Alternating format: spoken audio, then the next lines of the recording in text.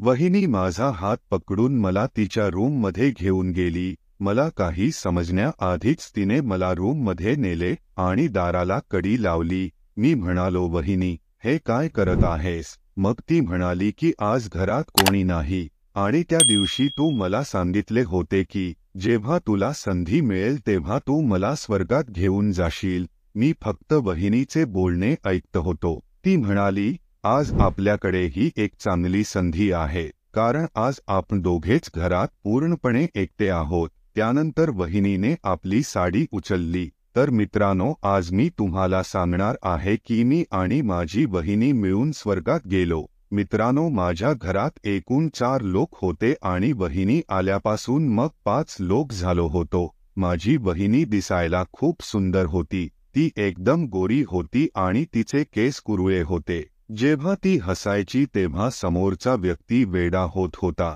हळूहळू वेळ निघून जात होता आणि मी वहिनीबरोबर खूप मज्जा मस्ती करू लागलो होतो. कारण ती माझी वहिनी होती, त्यामुळे तिच्याशी विनोद करणे हा माझा अधिकार होता आणि ती पण माझ्याबरोबर खूप मजा करायची. कधी कधी ती माझ्यासोबत असे काही करायची की मला वाटायचे की वहिनी असावी तर अशी. ती माझी खूप काळजी घेत होती. एके दिवशी घरात आम्हा दोघांशिवाय दुसरे कुणीच नव्हते. वहिनी फरशी पुसत होती आणि मी आंघोळ करून बाथरूममधून बाहेर आलो. खोलीत जात असताना तेव्हा माझा पाय घसरला आणि मी खाली पडलो. वहिनी धावत माझ्याकडे आली.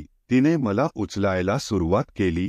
तेव्हा अचानक तिचाही पाय घसरला आणि आम्ही दोघेही एकमेकांच्या वर पडलो. आम्ही दोघेही एकमेकांच्या डोळ्यांकडे बघत होतो. आम्ही दोघे जवळपास 10 मिनिटे असेच पडून होतो. त्यानंतर आम्ही दोघे वेगळे झालो. त्यानंतर मी माझ्या रूममध्ये गेलो आणि वहिनी फरशी साफ करू लागली. मी पाहिले की वहिनी हळूहळू हसत होती आणि मला पण आतून खूप बरे वाटत होते. त्यानंतर मी वहिनीला काही बोललो नाही ना वहिनी माझ्याशी काही बोलली नाही. मी विचार करत होतो की हे सगळे वहिनीला आवडले असेल की नाही माहीत नाही, पण तिच्या हसण्याच्या स्टाईलवरून असे वाटत होते की तिलाही हे सर्व आवडले आहे. मी माझ्या रूममध्ये बसलो होतो. मग थोड्या वेळाने वहिनी माझ्या रूममध्ये आली आणि ती म्हणाली, भाऊजी तुम्हाला कुठे लागले तर नाही ना? मी म्हणालो, मला लागले नाही. पण वहिनी तुम्हाला तर कुठे लागले नाही ना?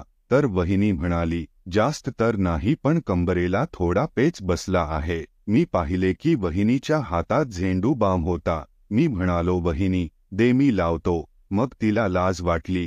ती म्हणाली, मी स्वतः लावेन. मग आम्ही दोघे एकमेकांकडे पाहू लागलो.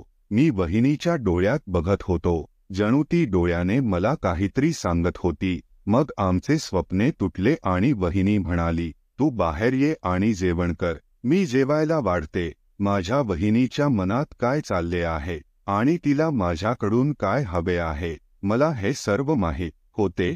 पण आमचे नाते मला खराब करायचे नव्हते. भाऊही बाहेर गेला होता. त्याला जाऊनही 3 महिने होत होते, म्हणून वहिनी जास्त अधीर झाली होती. भाऊ घरी नसताना वहिनीला काही पण सामान लागल्यास मीच तिला आणून देत होतो. एके दिवशी वहिनी मला म्हणाली, भाऊजी मला काही सामान आणायचे आहे. मी म्हणलो, वहिनी मला सांगा मी आणून देईन. मग वहिनी म्हणाली की सामान मला स्वतः जाऊन घ्यावे लागेल. वहिनी ही बोलताना थोडी लाजत होती. ती म्हणाली, तू मला बाईकवरून घेऊन चल. त्यानंतर मी वहिनीला बाईवर एका मोठ्या दुकानात घेऊन गेलो. तिथे मुलीच्या प्रत्येक वस्तू मिळत होत्या. वहिनीने जवळपास 1 तास तिथे शॉपिंग केली, त्यांना हवे ते सगळे घेऊन. मग आम्ही घरी आलो. वहिनीला बाईकवर घेऊन जाताना मी इतका एन्जॉय करत होतो की मी तुम्हाला सांगू शकत नाही. मला तिचा स्पर्श पहिल्यांदा जाणवला. हळूहळू काही दिवस निघून जातात. मग एके दिवशी वहिनीला भावाचा फोन आला. तो म्हणत होता की त्याला परत यायला अजून काही दिवस लागतील. हे ऐकून वहिनीचे मन उदास झाले. वहिनीला काय हवं ते मला माहीत होते, पण कदाचित भैयाला हे समजत नव्हते. त्यानंतर मलाच वाटले की मीच तिच्या बरोबर का नाही करू शकत. शेवटी मी सुद्धा एक माणूस आहे आणि आता मी पण पूर्ण मोठा झालो होतो. त्यानंतर मी वहिनीबरोबर त्याचे मन बनवले पण मी वहिनीला हे सांगताना थोडा घाबरलो होतो आणि थोडी लाजही वाटत होती. हे जाणून वहिनी माझ्याबद्दल काय विचार करेल हे मला कळत नव्हते. रात्रीचे 9 वाजले होते. सगळ्यांनी जेवण केले. आईबाबा जेवल्यानंतर आपापल्या खोलीत झोपायला गेले. वहिनी आणि मी एकदम एकटे होतो. आई पप्पा निघून गेल्यावर वहिनी बसून जेवू लागली. मी पाहिले की ती थोडी अस्वस्थ दिसत होती. मी म्हणालो, वहिनी काय झाले? तू जरा अस्वस्थ दिसतेस. मग ती म्हणाली, काही नाही, अगदी असंच थोडं टेन्शन आहे.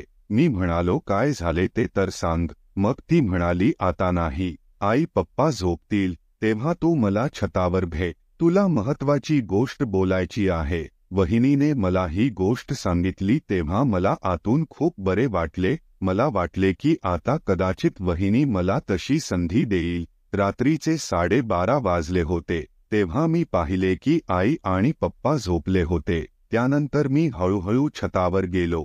मी पाहिले की वहिनी आधीच छतावर बसली होती. मी तिच्याकडे गेलो. ती म्हणाली, बस. मी तिच्या शेजारी बसलो. मी म्हणालो, काय झाले वहिनी? तू मला काय बोलायला बोलावले आहेस?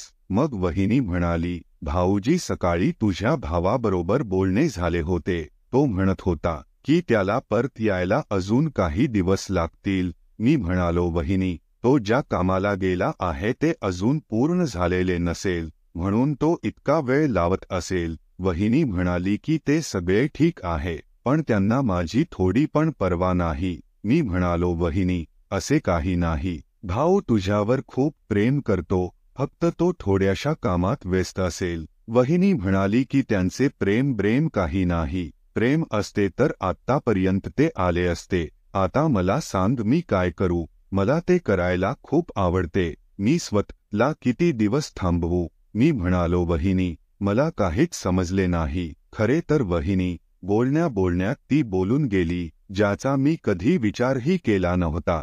ती अचानक गप्प झाली. मी म्हणालो, वहिनी याचा अर्थ समजावून सांगा, मला काहीच समजले नाही. मग वहिनी म्हणाली, त्याचा अर्थ तेच आहे जे तुला समजत आहे. वहिनी बोलत असताना ती माझ्या अगदी जवळ बसली होती. मग वहिनी म्हणाली, बरे मला एक गोष्ट सांग, तुझी कोणी गर्लफ्रेंड आहे का? मी म्हणालो, नाही, माझी कोणी गर्लफ्रेंड नाही. मग वहिनी म्हणाली, तू काय बोलत आहेस? मी तुझ्या वयाची होते तेव्हा मला 3-4 बॉयफ्रेंड होते. हे ऐकून मला धक्काच बसला. मग वहिनी म्हणाली की तुला काय झाले? मी म्हणालो, वहिनी तू असे बोलत आहेस म्हणून मला धक्का बसला.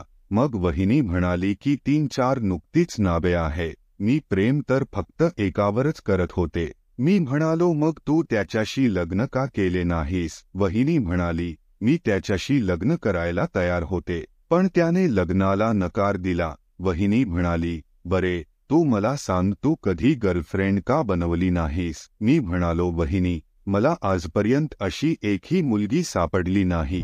तिला बघून माझ्या मनात घंटा वाजलीच नाही. मग वहिनी म्हणाली, बरे मग तुला कसली मुलगी आवडते? मी म्हणालो, अगदी तुझ्यासारखी. वहिनी हसू लागली आणि म्हणाली, मला तुझी गर्लफ्रेंड बनव.